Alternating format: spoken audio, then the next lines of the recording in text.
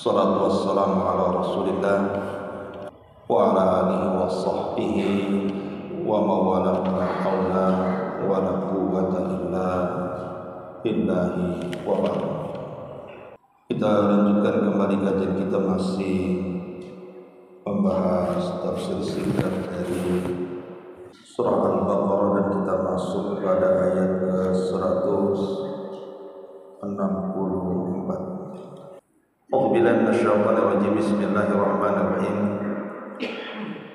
Inna fi khalqis samawati wal ardi wa ikhtilafil laili wan nahari wal fulki allati tajri fil bahri bima yanfa'un nas wa ma anzalallahu minas samai min ma'in fa ahya bihil arda ba'da mautiha wa batha fiha min kulli dabbatin wa tasrifir riyahi was sahabil musakhkhari bainas samai wal ardh la ayatin liqaumi yaqin wa minan nasi may yattakhidhu min dunillahi andadan yuhibbunahum ka hubbillah walladzina amanu ashaddu hubban lillah walau yara alladhina zalamu id yarawna al-'adzaba anna al-quwwata lillahi jami'an wa anna allaha syadidul 'iqab wa anna allaha syadidul 'adzab. Sesungguhnya pada penciptaan langit-langit dan juga bumi adanya pergantian malam dan siang, serta perahu yang berjalan di lautan dengan apa yang bermanfaat bagi manusia, dan apa yang Allah turunkan dari langit berupa air, maka Allah hidupkan dengan air itu bumi setelah kematiannya, dan kami ciptakan berbagai macam binatang, dan kami tundukkan angin dan juga awan di antara langit dan bumi. Sungguh itu semua adalah sebagai tanda-tanda kuasa Allah bagi orang-orang yang memiliki akal. Dan sebagian manusia ada yang mengambil dari selain Allah itu tandingan. Mereka mencintai tandingan-tandingan itu seperti kecintaan mereka kepada Allah. Tetapi orang-orang yang beriman, mereka sangat cinta kepada Allah Subhanahu wa ta'ala. Seandainya orang-orang yang zalim itu mereka melihat ketika diperlihatkan azab di depannya, mereka baru tahu bahwa kekuatan itu hanya milik Allah semata, dan Allah itu sangat keras siksanya. Ma'asyiral muslimin wal muslimat rahimani wa rahimakumullah. Ayat ini ingin menjelaskan kepada kita tentang satu ibadah yang sangat mulia sekali. Ibadah itu disebut at-tafakkur, ibadah fikir. Di sana ada dua ibadah yang mulia. Pertama zikir, yang kedua fikir. Karena dalam surah Al-Imran, ayat yang sama yang menceritakan tentang tanda-tanda kuasa Allah Subhanahu wa ta'ala, Allah gabungkan dua ibadah ini. Setelah Allah menceritakan tentang penciptaan langit dan bumi dan segala kekuasaannya, kemudian Allah mengatakan alladzina yadhkurunallaha qiyaman wa qu'udan, dan orang-orang yang mereka berzikir kepada Allah dalam kondisi berdiri ataupun duduk. Dan orang yang bisa menggabungkan dua ibadah mulia ini, pertama zikir dengan lisannya, kemudian berfikir dengan otaknya, maka dia akan menambah keimanannya. Di sini Allah Subhanahu wa ta'ala mengatakan inna fi khalqis samawati wal ardh, sesungguhnya pada penciptaan langit-langit dan juga bumi. Di sini Allah Subhanahu wa ta'ala menyebut langit dengan sebutan jama', ya karena langit itu bukan satu lapis saja, tapi langit itu memiliki 7 lapis. Dan semua lapisan-lapisan langit ini pernah dilalui Nabi. dalam peristiwa besar dalam sejarah yang disebut dengan peristiwa Mi'raj. Bagaimana Nabi SAW menembus langit. Di langit pertama berjumpa dengan Adam alaihissalam. Kemudian di langit kedua berjumpa dengan Isa dan Yahya alaihissalam. Kemudian di langit ketiga berjumpa dengan Nabi Allah Yusuf. Kemudian di langit keempat berjumpa dengan Idris. Kemudian naik ke langit kelima berjumpa dengan Harun. Kemudian naik lagi ke langit keenam berjumpa dengan Musa alaihissalam. Dan di lapisan langit terakhir, langit ketujuh, berjumpa dengan Ibrahim alaihissalam. Bahkan naik lagi sampai ke Sidratil Muntaha. Artinya Nabi SAW pernah menembus langit-langit itu. Makanya Allah menyebut dengan kata jannah. Apakah kita juga akan menembus langit-langit itu? Ya, kalau seandainya kita ini seorang yang beriman. Saat kematiannya, ruhnya orang yang beriman akan menembus lapisan-lapisan langit itu. Sebagaimana hadis Bara ibn Azib yang panjang, di mana ruhnya seorang mukmin ketika di dalam kain kafan dari sorga dengan bau yang sangat harum akan dibawa oleh malaikat sampai ke lapisan-lapisan langit itu, sampai menembus langit ketujuh, kemudian diperjumpakan dengan Allah Subhanahu wa ta'ala. Baru Allah katakan, kembalikan ruhnya ke dalam jasadnya, tapi angkatlah catatannya, letakkan di Iliyin, tempat yang paling tinggi di surga. Dan langit sendiri berbentuk bangunan, banyak makhluk di dalamnya. Karena langit adalah sukanul malaikah, tempat tinggalnya para malaikat. Tidak ada, kata Nabi SAW, 4 jengkal dari atau 4 jari dari jari-jari kita kecuali ada malaikat yang berdiri bertasbih, rukuk bertasbih, dan sujud sampai kiamat dibangkitkan. Jadi banyaknya jumlah malaikat yang ada di langit-langit itu. Kemudian wal ardi, dan juga bumi. Bumi juga sama, banyak lapisan. Apakah setiap lapisan sama dengan langit? Ada makhluk yang berada di situ? Wallahu a'lam. Bisa saja ada, bisa saja tidak. Kita tidak tahu, karena 1 jengkal di bawah kaki kita saja kita tidak tahu apa isinya. Tapi yang jelas, kalaupun ada makhluk di bawah lapisan-lapisan selain kita manusia dan jin, tentu Allah Subhanahu wa ta'ala sudah memberikan rezekinya kepada mereka. Tetapi bumi ini salah satu tanda kuasa Allah Subhanahu wa ta'ala yang nampak di mata kita. Bagaimana Allah Subhanahu wa ta'ala menciptakan tanah datarnya, tanah lembahnya, gunung-gunungnya, hutan-hutannya, lautannya, belum lagi isi di dalamnya. Itu semua adalah tanda-tanda kuasa yang bisa kita lihat. Kemudian Allah mengatakan waqtilafil laili wan nahar. Begitu juga adanya pergantian dan malam. Kalau seandainya Allah Subhanahu wa ta'ala buat malam sampai kiamat, siapa yang bisa mendatangkan terang? Atau sebaliknya, kalau seandainya Allah buat terang sampai kiamat, siapa yang mampu mendatangkan gelap? Kedua-duanya adalah kuasa Allah. Matahari tidak pernah berjumpa dengan bulan kecuali kelak pada hari kiamat. Wa jumi'a asy-syamsu wal qamar. Dan Allah akan gabungkan matahari dan bulan yang ketika di dunia tidak pernah berjumpa untuk matahari bulan ini. Tapi pada hari kiamat Allah gabungkan, kemudian Allah masukkan ke dalam jahannam, untuk membuktikan bahwa keduanya bukan Tuhan tapi makhluk Allah Subhanahu wa ta'ala.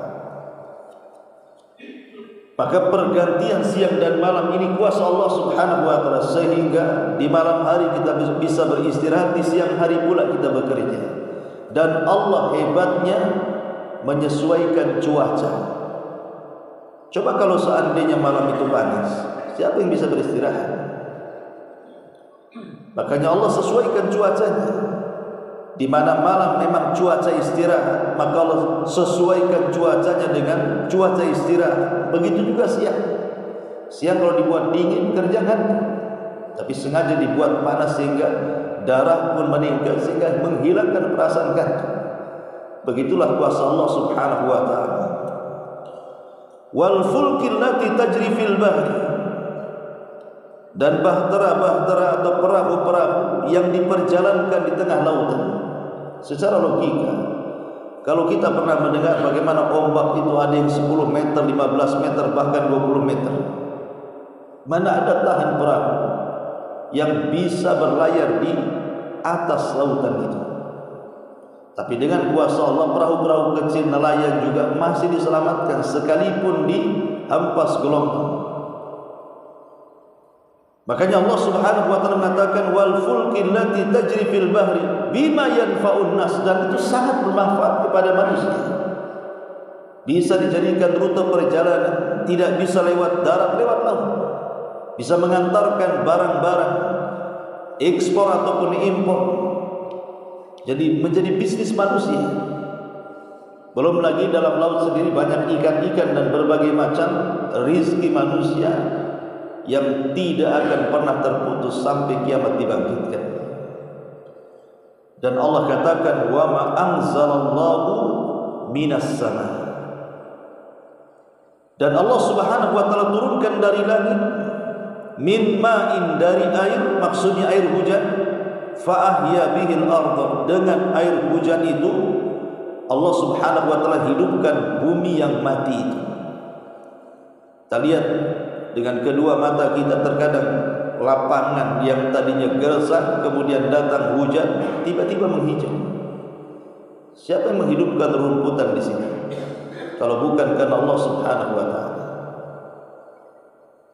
Lihat bagaimana Allah Subhanahu wa taala memudahkan kehidupan manusia. Allah bantu menyirami tumbuhan-tumbuhan yang kita tanam. Sebab kalau seandainya tumbuhan itu kita sirami tanpa ada hujan, merepotkan manusia. Tapi lihat ladang-ladang, sawah-sawah, hutan itu lebih banyak dicurahi hujan dibandingkan kita yang merawatnya, dan hasilnya kita yang makan. Kemudian Allah Subhanahu wa taala mengatakan fa ahya bihil ardha ba'da mautiha wa batha fiha min kulli dabbah. Belum lagi Allah ciptakan dengan berbagai macam hewan-hewanan kepada manusia, dari hewan ternak sampai hewan buas, dari yang kecil sampai yang besar, semua bermanfaat bagi manusia. Kita bisa ambil air susunya dari hewan itu, kita bisa makan dagingnya, tulangnya pun kita bisa makan, tapi bukan tulangnya dimakan. Artinya manusia bisa memanfaatkan semuanya, bisa ditunggangi pula binatang itu. Bahkan ada satu binatang itu bisa mengantarkan manusia ke jalan yang tadinya merasa sesat menjadi tidak sesat, seperti unta. Unta itu bisa jadi GPS. Banyak orang-orang yang tersesat di padang pasir ketika naik unta diselamatkan, karena unta itu tahu jalan pulang, walaupun hanya sekali jalan. Dan itu kuasa siapa kalau bukan Allah Subhanahu wa taala? Kemudian wa tasrifir riyahi was sahabil musakhkhari bainas sama'i wal ardh, dan peredaran angin dan juga awan yang tertundukkan di antara langit dan bumi. Bagaimana adanya angin, oksigen yang kita rasakan, kemudian angin yang menghempas di mana-mana, dan fungsi angin ini banyak sekali. Terkadang kita ini tidak menanam sesuatu, tiba-tiba tumbuh pula di depan rumah, di belakang rumah, di kebun. Tak pernah tanam mangga, tahu-tahu ada mangga di sini. Tak pernah tanam ini, tak tahu-tahu tumbuh saja. Lah siapa yang mengantar bijinya itu kalau bukan karena angin? Angin itu telah menghempaskan kemana-mana. Kemudian juga adanya awan yang sangat bermanfaat untuk hujan. Kalau bukan karena Allah, kemudian awan tidak pernah ada hujan. Tapi Allah buat awan itu untuk memproduksi hujan, akhirnya kita bisa merasakan manfaatnya.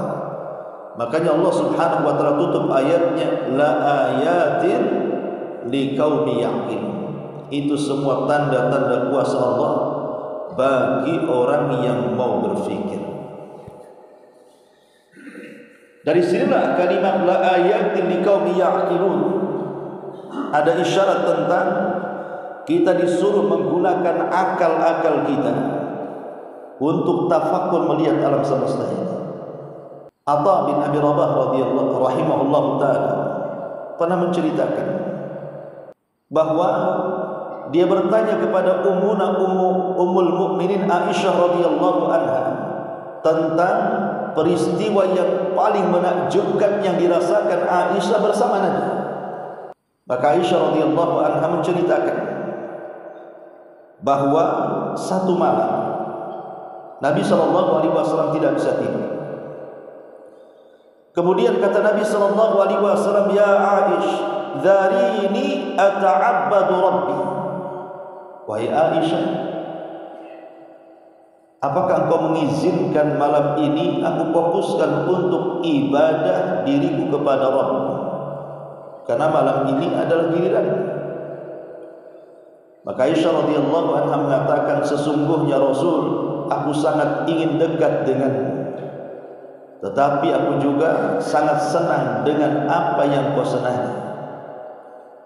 Kalau engkau senang malam ini ingin beribadah kepada Rabb, maka beribadahlah. Maka Nabi SAW malam itu dari ba'da isya sampai mendekati subuh, beliau salat malam. Dan Nabi SAW diberikan kekuatan ibadah itu melebihi siapa. Dia sanggup ibadah ba'da isya sampai mendekati subuh, qiyamul lail. Kita di mana mampu segitu lamanya.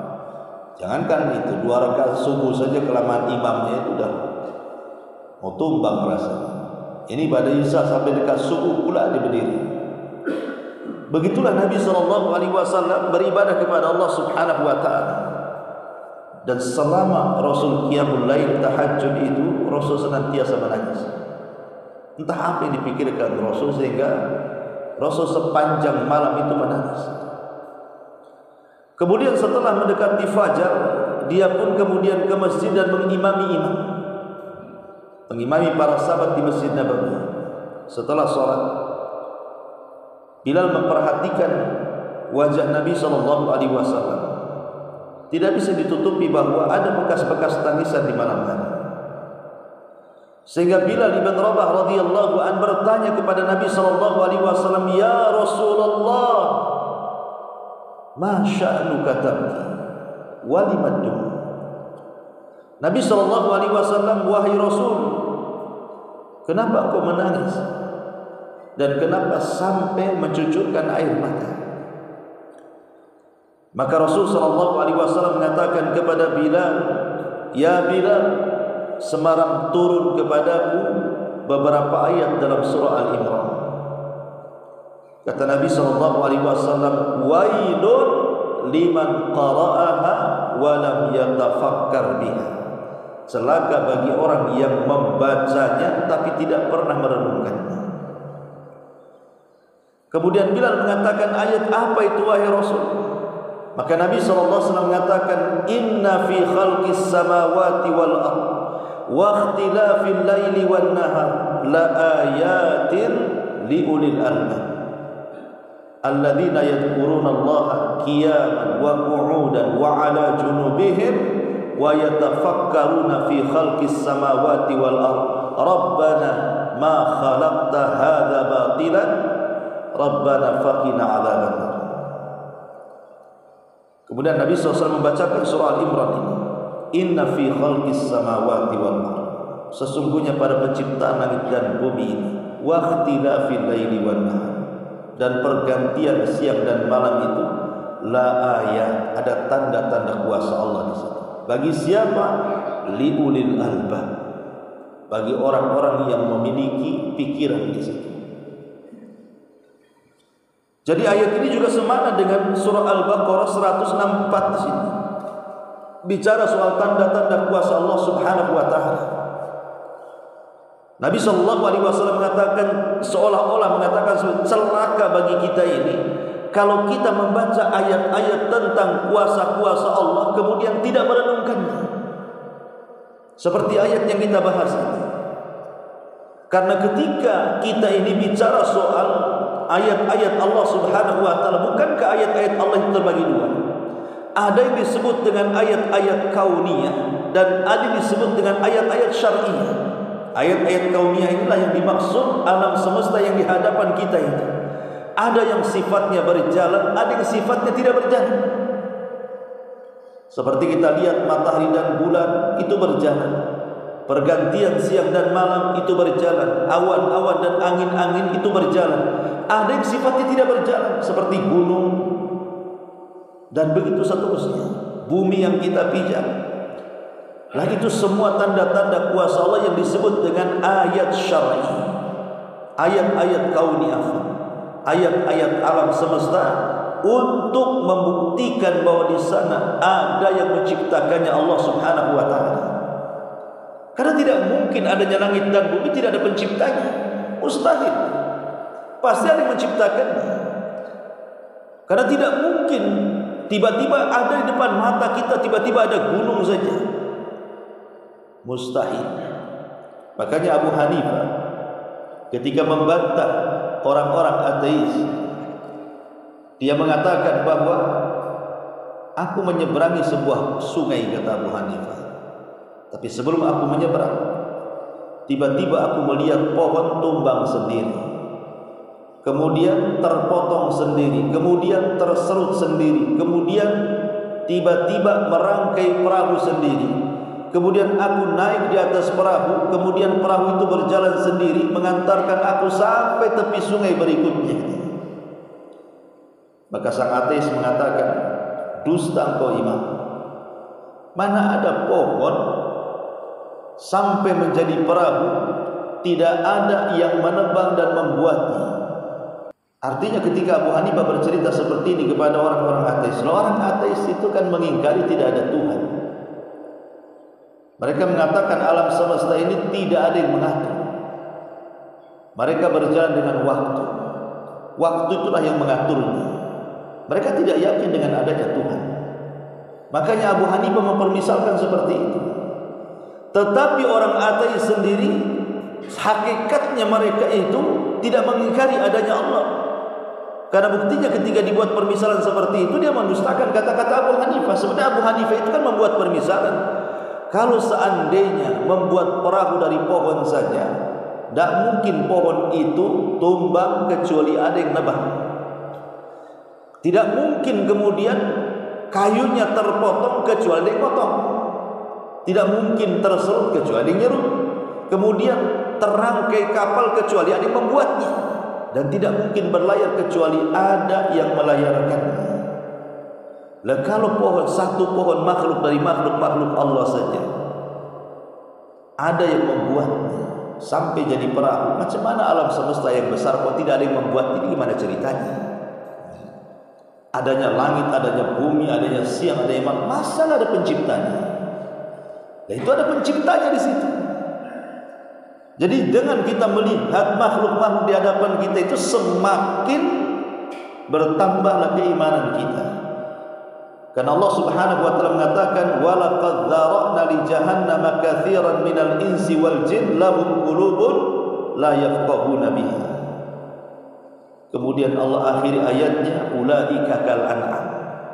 Dan kami sudah siapkan bagi jahanam itu kebanyakan dari jin dan manusia yang punya hati tapi tidak mau merenung, yang punya mata tidak melihat, yang punya telinga tidak mau mendengar, maka mereka itu seperti binatang ternak. Lihat, orang yang tidak pernah tafakur Allah samakan dengan binatang ternak. Ya, karena binatang itu tidak pernah tafakur. Tengok kambing itu, pernah kambing duduk merenung, tengok langit bumi. Itu kalau ada itu viral tuh kambing kayak gitu. Tapi nggak ada kambing yang kayak gitu, apalagi ayam. Yang bisa tafakur itu hanya manusia. Tapi ada di antara manusia persis seperti kambing. Diberikan mata tidak pernah melihat, diberikan telinga tidak pernah mendengar, diberikan otak tidak pernah berpikir. Mereka seperti binatang ternak, bahkan lebih parah lagi daripada binatang ternak. Artinya bahwa Allah Subhanahu wa taala mencela. Kalau seandainya kita ini punya pikiran, kok tidak mau berpikir, melihat tanda-tanda kuasa Allah Subhanahu wa taala? Karena alat untuk tafakur itu sudah Allah berikan sejak kita dikeluarkan dari perut ibu kita. Allahu akhrajakum min butuni ummahatikum la ta'lamuna syai'a, kata Allah. Wa ja'ala lakum as-sam'a wal absara wal afidah. Dulu ketika kita dikeluarkan dari perut ibu kita itu, kita tidak mengetahui sesuatu. Tapi dengan itu Allah berikan penglihatan, pendengaran dan hati. Itu kan alat-alat tafakur itu. Dengan melihat kita makin bertambah iman, dengan mendengar juga sama, dengan memikirkan juga sama. Artinya alat-alat tafakur itu Allah kasih. Loh, kenapa kemudian tidak dipakai? Makanya Allah mengatakan, kalau kalian punya alat untuk tafakur kemudian tidak dipakai, lalu apa ubahnya kalian dengan binatang? Tidak ada bedanya kalau kita dengan binatang. Seolah-olah Allah ingin mengatakan seperti itu. Ma'asyiral muslimin wal muslimat rahimani wa rahimakumullah. Makanya dahulu di zaman Rasul ada dua kabilah, satu dari Bani Tamim, satu dari kabilah Yaman. Yang Bani Tamim ini datang kepada Rasul ketika ada utusan-utusan kabilah. Di tahun-tahun banyaknya orang masuk Islam setelah Fatu Mekah. Tapi Bani Tamim ini datang kepada Rasul ingin masuk Islam tapi minta imbalan. Dia mengatakan, ya Rasul, baik kami akan masuk ke agamamu, tapi apa yang kami akan dapati? Seolah-olah apa? Seolah-olah dia ingin mendapatkan imbalan dari hidayah Islam. Karena Nabi SAW tidak mereken Bani Tamim. Ya gimana contoh namanya, antum ingin masuk Islam, mu'alaf, Ustaz saya ingin bersyahadat di depan Ustaz, tapi habis itu berikan saya mobil Fortuner ya. Mana ada kayak gini. Makanya Rasul tidak mereken Bani Tamim. Setelah kemudian Bani Tamim didiamkan oleh Nabi SAW, masuklah kemudian penduduk Yaman. Ada kabilah dari Yaman masuk. Dan dia mengatakan, ya Rasul, aku ingin masuk Islam. Dan kami tidak menginginkan imbalan sedikit pun. Tapi kedatangan kami kepadamu ya Rasulullah hanya ingin belajar. Kemudian kata Nabi SAW, apa yang kalian kehendaki? Kemudian satu kabilah dari Yaman yang mengatakan, ya Rasulullah, kami hanya ingin bertanya, sebelum Allah menciptakan langit dan bumi dan alam semesta ini, di mana Allah? Di mana Allah? Sebelum ada langit, sebelum ada bumi, sebelum ada apa-apa, di mana Allah? Katanya, aina Allah qabla khalaqas samawati wal ardh, qabla an yakhluqas samawati wal ardh. Di mana Allah sebelum Allah menciptakan langit dan bumi? Maka Nabi SAW mengatakan, kana Allahu fil ama. Kata Nabi, Allah itu ada di ama. Ama itu diambil dari kalimat a'ma, buta. Lalu antum menjamkan mata, tidak bisa dilihat apapun di sekitar kita. Maknanya Allah itu bersendirian dan tidak ada yang bersama Allah siapapun. Allah bersendirian dan tidak ada bersama Allah siapapun. Itulah Allah. Baru Allah menciptakan arasy-Nya, kolamnya, airnya dan begitu seterusnya. Artinya bahwa Nabi SAW mendapatkan pertanyaan seperti itu kan sebagai bahan renungan. Bagaimana seorang penduduk kabilah dari Yaman ini mengajak berfikir kepada kita tentang renungan siapa Tuhan kita itu, Allah Subhanahu wa taala. Karena itu pula pertanyaan yang pertama ditanyakan Munkar dan Nakir, man rabbuka, siapa Rabb. Tapi bukan berarti kemudian kita disuruh untuk berfikir tentang zat Allah, tidak. Kita dilarang tidak boleh berfikir tentang zat Allah. Tetapi yang harus kita pikirkan itu adalah makhluk yang Allah ciptakan. Kata Imam Syafi'i, tafakkaru fi ala ilahi wa la tatafakkaru fi dzatillah. Berfikirlah soal makhluk yang Allah ciptakan, jangan pernah sekali-kali berfikir soal zat Allah yang telah menciptakan kita. Sebab kalau seandainya kita berfikir tentang zat Allah Subhanahu wa taala, tidak akan sampai. Tidak akan sampai kepada Allah. Kalau yang dipikirkan zatnya, yang ada setan masuk ke otak kita, jangan-jangan Allah itu seperti binatang, jangan-jangan Allah itu berupa batu, jangan-jangan Allah itu berupa pohon. Sesat akhirnya kita, karena akan menyamakan Allah dengan makhluknya. Maka jangan berfikir soal zat Allah. Sebagaimana Rasul mengatakan, Syaitan akan datang kepada kita, kemudian akan memberikan pertanyaan sebagai was-was, dimulai daripada siapa yang menciptakan langit dan bumi, siapa yang menciptakan gunung, siapa yang menciptakan lautan, sampai terakhir pertanyaannya, lalu siapa yang menciptakan Allah? Kalau sudah taraf sampai kepikiran siapa yang menciptakan Allah, maka kata Rasul, berta'awudlah, a'udzubillahi minasyaitonir rajim. Ini merusak ini. Karena setan itu akan berusaha merusak akidah kita dengan berikan waswas seperti itu. Makanya jangan pernah berpikir tentang zat Allah. Berfikirlah tentang kuasa Allah, makhluk-makhluknya. Karena kalau kita memikirkan makhluk-makhluknya, kita akan sampai kepada Allah. Tapi kalau kita berpikir tentang zatnya, selamanya tidak mungkin sampai kita kepada Allah. Maka berfikirlah alam semesta ini. Coba kita renungkan. Sekali-kalilah seorang yang beriman itu, ya terkadang dia terlalaikan dengan merenungkan alam semesta, tapi sekali-kali jangan pernah tinggalkan. Makanya kan ada syariat-syariat ketika kita ini sedang berjalan mengelilingi negeri kita ini, kadang ada jalan yang menanjak, ada bacaannya. Jalan yang menurun, ada bacaannya. Supaya kita diingatkan dengan kuasa Allah. Kita disuruh takbir, disuruh tasbih. Ketika kita melihat yang memukau kita, ada bacaannya. Ketika ada yang kabar yang menakutkan, ada bacaannya. Semua ada bacaannya. Supaya kita diingatkan dengan kuasa Allah Subhanahu wa taala. Makanya Allah Subhanahu wa taala kemudian tutup di sini, wa minan nasi may yattakhidhu min dunillahi andadan yuhibbunahum ka hubbillah walladzina amanu asyaddu hubban lillah. Setelah ini semua kita ketahui bahwa Allah yang menciptakan langit dan bumi, Allah yang memutarkan ada siang ada malam, Allah yang kemudian memberikan manfaat dengan adanya perahu dan diselamatkan di lautan. Kemudian Allah juga menciptakan hewan-hewan, adanya angin dan awan dan begitu seterusnya. Kok ada sebagian manusia yang mereka mengambil selain daripada Allah tandingan? Akalnya di mana? Setelah kita tahu semua yang menciptakan Allah, yang menciptakan Allah, yang menciptakan Allah, kita tahu semua yang menciptakan Allah, tiba-tiba ada sebagian manusia yang mengambil selain Allah itu tandingan. Makanya Allah mengatakan wa minan nasi may yattakhidhu min dunillahi andada. Andadan itu nakir, tufidul umum. Ada sebagian manusia itu mengambil tandingan-tandingan selain daripada Allah.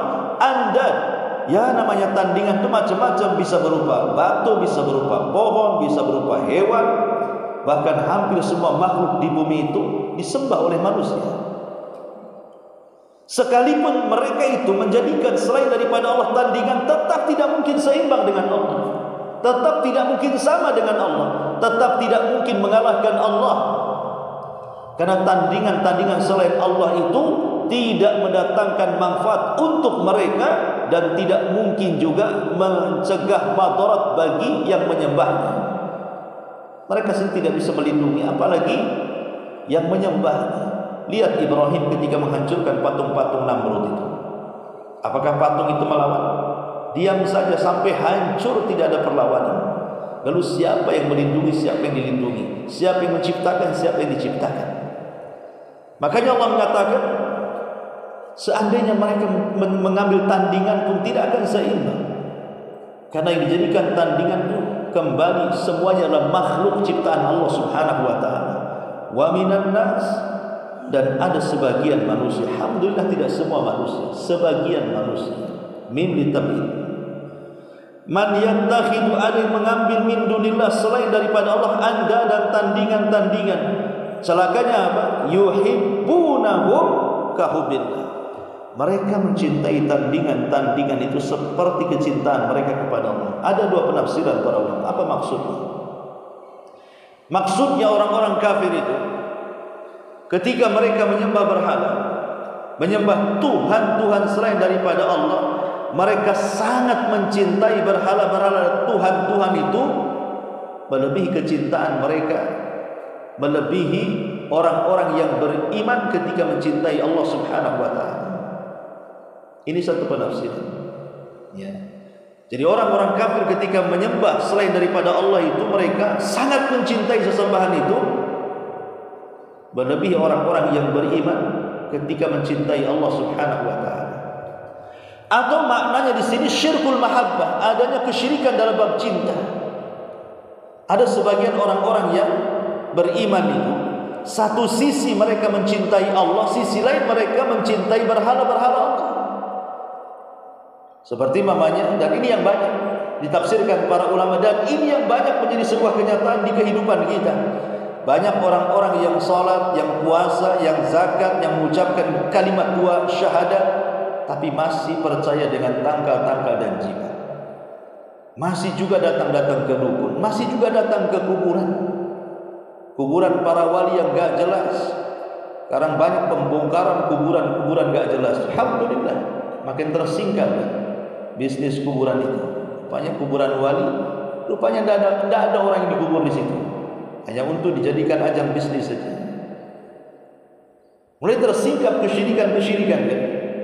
Lah ada orang-orang yang mereka itu di satu sisi mencintai Allah, masih sholat, masih puasa, di sisi lain masih suka juga mencintai selain Allah, masih suka datang ke dukun, contoh datang ke kuburan meminta-minta. Nah ini maknanya menjadikan tandingan, masuk pada syirik kecintaan. Tetapi Allah katakan walladzina amanu, berbeda dengan orang-orang yang beriman yang mentauhidkan Allah, asyaddu hubbalillah, mereka hanya mencintai Allah dan tidak yang lainnya. Dan mereka sangat mencintai Allah melebihi orang-orang kafir mencintai berhala-berhalanya. Walau yarul ladzina zalamu in yarawna al-adzaba anna al-quwwata lillahi jami'a wa anna Allaha syadidul adzab. Dan kelak orang-orang yang zalim, yang mengambil tandingan-tandingan selain Allah, menunjukkan syirik itu kezaliman. Sebagaimana perkataan Luqmanul Hakim kepada putranya, ya bunayya inna syirka la dzulmun adzim.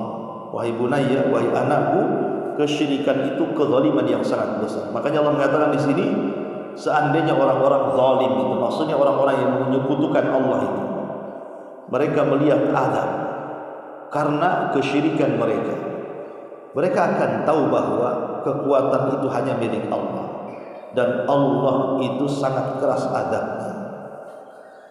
Wallahu a'lam bishawab. Subhanallah wa bihamdika, asyhadu an la ilaha illa anta, astaghfiruka wa atubu ilaik. Wallahu ta'ala a'lam. Assalamualaikum.